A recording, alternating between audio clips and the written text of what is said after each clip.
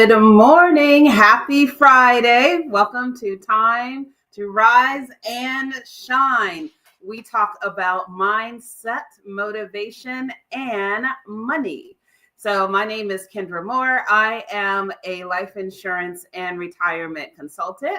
And this is for people who want to really be serious about their finances, understand wealth creation, and just ready to level up themselves and make sure that they're able to start creating some generational wealth for their family. So today in particular, what I want to talk about is women, because life insurance is really a woman's problem. And if you look at my other social media channels, you can follow me on Kendra Moore Life on Instagram. And I believe I kept the same Kendra Moore Life on TikTok as well. You'll see that I do a lot of content as it relates to women empowerment, and talking to women about being a little bit more aggressive when it comes to understanding their finances, especially or specifically life insurance. So, why do we say life insurance is a woman's issue? Well, it's a women's issue because women, unfortunately, are not as insured as men when it comes to life insurance.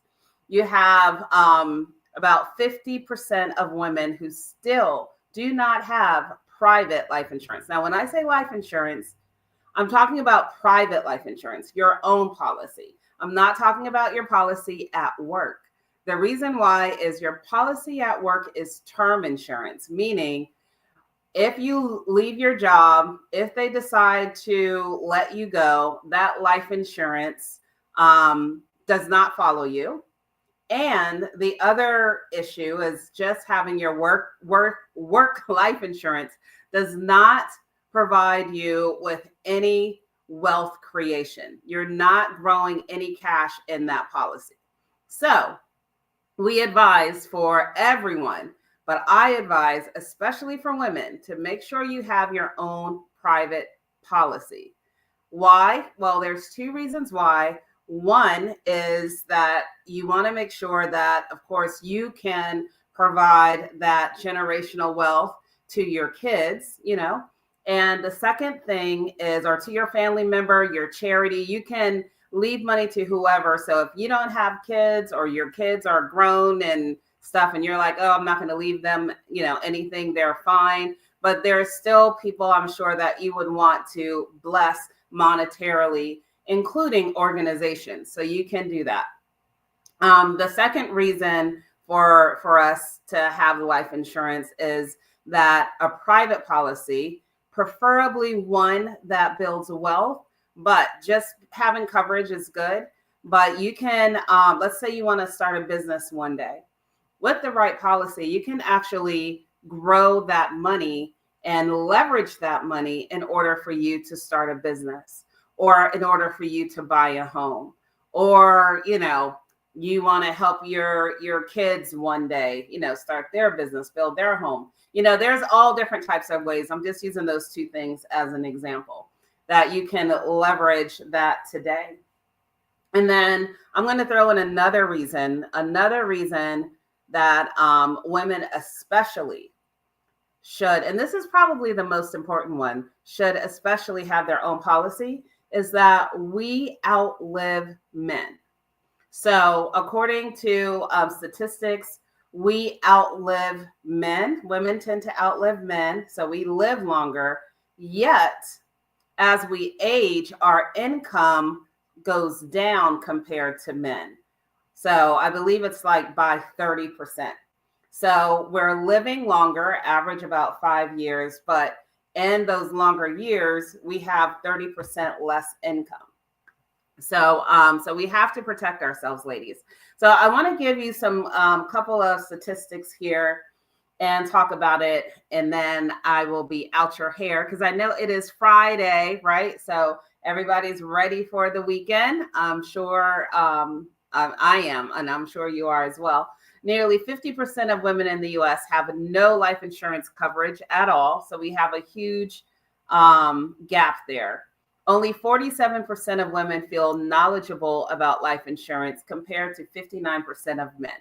So this means that if you're not feeling knowledgeable about it, you're not going to look into it. You're likely not going to get it, which is why, I'm super passionate about explaining to women what life insurance is, getting them familiar with life insurance. That way you feel more empowered, right? So the other thing is that women tend to still rely on the men in their life when it comes to their financial decisions, including life insurance. So whether it's a husband, a father, a partner, whether it is an uncle, whatever, right? Your son.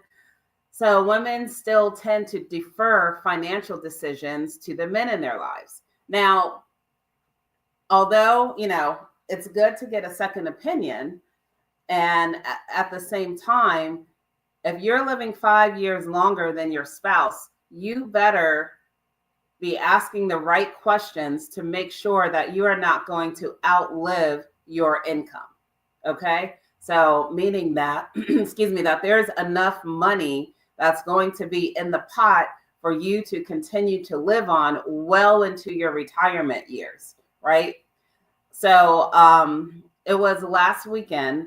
I actually, myself and one of my marketing directors, we spoke at a retirement home for adults 55 plus. It was a retirement apartment. And 95% of that audience, actually 98% of that audience were women, right? And why do you think that is? Well, women outlive men, right? A lot of those women, they were, unfortunately, their husbands were deceased. And so, they were there trying to understand how money works and retirement and making sure they don't outlive their income. So this is like a really real statistics and a real problem.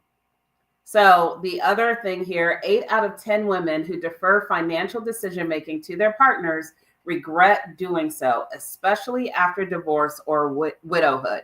So one of the things that we see is that, the women will leave everything up to the men, right? Even like, you got us covered for life insurance, babe? Yeah, I got us covered. Okay.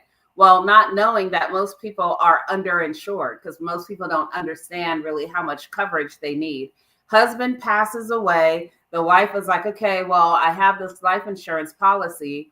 He had this life insurance policy, so I should be covered, only to find out that after paying the bills, right, paying for the funeral costs, then they really don't have much left over. So that's how a lot of women end up being with the rug kind of pulled out from underneath them. And, God bless their husbands. They didn't do that intentionally. It's just that they didn't know really how to calculate how much life insurance to really get. And the women just blindly trusted whatever their husband was doing and didn't ask any questions, didn't feel empowered to ask any questions.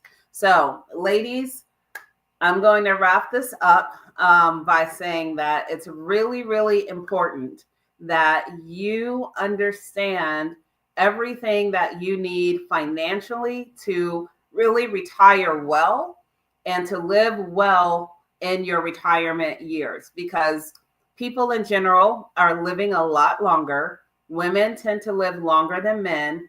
And one thing you don't want to do is be in a situation where you outlive your money, right?